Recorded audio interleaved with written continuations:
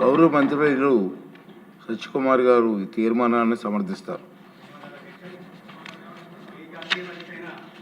శక్తివంతంగా కావాలని కోరుకుంటుంది అధ్యక్ష. శక్తివంతమైన దేశ నిర్మాణం కావాలంటే ఒక స్వయం సమృద్ధ ఆత్మనిర్భర్ భారత్ నిర్మాణం కావాలి.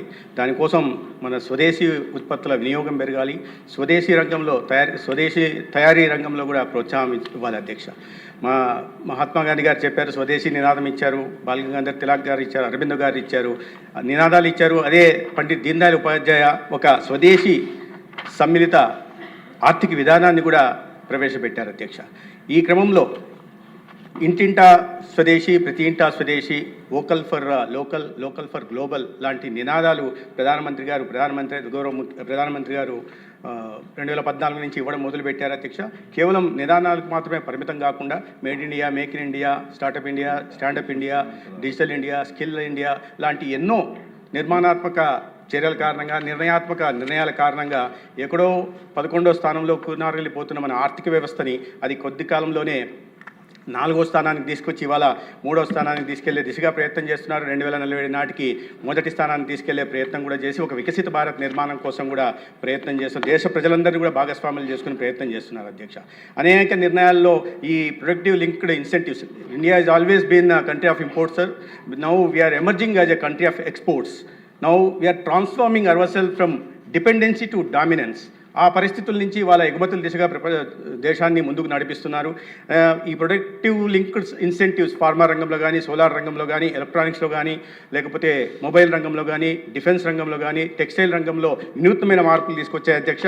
అవి మీరు చూస్తే ఈ ఫార్మా రంగంలో మనము గత ఆర్థిక సంవత్సరంలో 2,66,000 కోట్లు ఉత్పత్తులు చేస్తే దాంట్లో 1,70,000 కోట్లు ఎగుమతులు చేసి ఫార్మసీ ఆఫ్ ది వరల్డ్గా భారత్ ఇవాళ ప్రపంచం ముందే నిలిచింది అధ్యక్ష.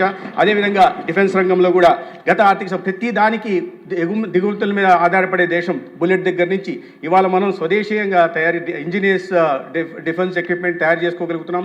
1,54,000 కోట్ల ఉత్పత్తి జరుగుతుంది. దాంట్లో 24,000 కోట్లని గత ఆర్థిక సంవత్సరంలో మనం ఎగుమతులు కూడా చేసుకున్నాం అధ్యక్ష. అదేవిధంగా ఈ టెక్స్టైల్ రంగంలో farm to fabric to foreign అనే ఒక కొత్త నిదానాన్ని తీసుకొచ్చి రాబోయే రోజుల్లో ఈ చేనేతలకి ఊతమిచ్చేలాగా అనేక నిర్ణయాలు తీసుకోవడం జరుగుతుంది అధ్యక్ష. మీరు చూస్తే అధ్యక్ష, ప్రొడక్షన్ ఎలక్ట్రానిక్స్ గూడ్స్ ప్రొడక్షను 2014-15 ఆర్థిక సంవత్సరంలో 1,19,000 కోట్లుంటే అది 10 సంవత్సరాల్లో 10 రెట్లు పెరిగి 11,30,000 కోట్లుగా వచ్చింది అధ్యక్ష. దాంట్లో ఎగుమతులు కేవలం 38,000 కోట్లు మాత్రమే ఉంటే ఈ ఆర్థిక సంవత్సరంలో 10 రెట్లు పెరిగి 3,33,000 కోట్ల. ఇంకో సక్సెస్ స్టోరీని మనం ప్రధానంగా ఇక్కడ చర్చించుకోవాలి అధ్యక్ష. స్వదేశీ తయారీ రంగానికి ఊతం ఇవ్వడం వల్ల జరిగే మార్పు గురించి 2014-15 ఆర్థిక సంవత్సరంలో కేవలం 18,000 కోట్ల విలువైన మొబైల్ ఫోన్లను మనం తయారు చేస్తుంటే అది ఇవాళ 30 రెట్లు పెరిగి 5,50,000 విలువైన మొబైల్ ఫోన్లను మన దేశంలో తయారు చేస్తున్నాం అధ్యక్ష. కేవలం 1,000 కోట్ల ఎగుమతులు మాత్రమే మొబైల్ ఎగుమతులు జరుగుతుంటే ఇవాళ అది 200 రెట్లు పెరిగి 2,00,000 కోట్లకు పెరిగింది అధ్యక్ష. దాన్ని బట్టి మనం మన దేశీయంగా తయారీ రంగానికి ఎంత ఊతమిస్తున్నామనే విషయాన్ని మనం అర్థం చేసుకోవాలి. దాని కారణంగానే ఈ ఫారెన్ డైరెక్ట్ ఇన్వెస్ట్మెంట్ కూడా మన దేశంలో పెరిగింది అధ్యక్ష.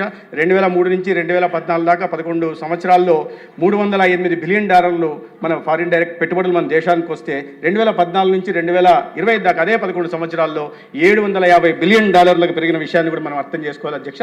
మరి అన్నిటికన్నా ప్రధానంగా ఇవాళ అంతర్జాతీయంగా ఉన్న సంక్షోభం, సంక్లిష్ట పరిస్థితుల్లో ఈ స్వదేశీ మీద ప్రధానంగా దృష్టి పెట్టాల్సిన అవసరం ఉంది. ఒకవైపు ఉత్కృష్టమైన మన సంస్కృతి సాంప్రదాయాలను పరిరక్షిస్తూనే, మన ఆచార వ్యవహారాలను గౌరవించుకుంటూనే మన ఈ స్వదేశీ రంగానికి ఊతమిచ్చేలాగా నిర్ణయాలు తీసుకోవాల్సిన అవసరం ఉంది అధ్యక్ష. ఇటువంటి ప్రధాన విషయం మీద దేశం ప్రగతి అనేది ఈ స్వదేశీ మీద ఆధారపడిన నేపథ్యంలో ఇటువంటి ప్రధానంగా ఈ అంతర్జాతీయంగా రాజకీయ, సామాజిక, భౌగోళిక ఈ విషయాలను కూడా దృష్టిలో పెట్టుకొని ఇటువంటి ముఖ్యమైన దాని మీద ఇవాళ తీర్మానాన్ని ప్రవేశపెట్టిన గౌరవ చంద్రబాబు నాయుడు గారికి, నేను ముఖ్యమంత్రి చంద్రబాబు నాయుడు గారికి ధన్యవాదాలు తెలియజేసుకుంటున్నా. అదే సమయంలో వికసిత భారత నిర్మాణం జరగాలని గౌరవ ప్రధానమంత్రి గారు లక్ష్యంగా పెట్టుకున్నారు 2040 నాటికి. అదేవిధంగా ఆంధ్రప్రదేశ్లో కూడా ఒక స్వర్ణాంధ్ర నిర్మాణం, హెల్దీ వెల్దీ హ్యాపీ ఆంధ్రప్రదేశ్ నిర్మాణం చేయాలి. ఈ దేశంలో చదువుకున్న యువత, ప్రధానంగా ఆంధ్రప్రదేశ్లో కూడా చదువుకున్న యువత, కష్టించి పనిచేసే ప్రజలను కూడా దీంట్లో భాగస్వాములు చేసుకుని ముందుకు తీసుకెళ్లాలి. ఒకవైపు వికసిత భారత్ నిర్మాణం కోసం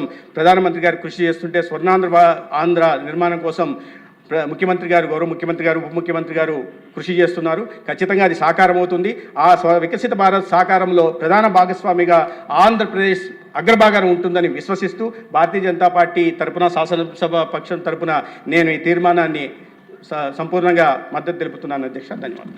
ముఖ్యమంత్రి గారు. అధ్యక్ష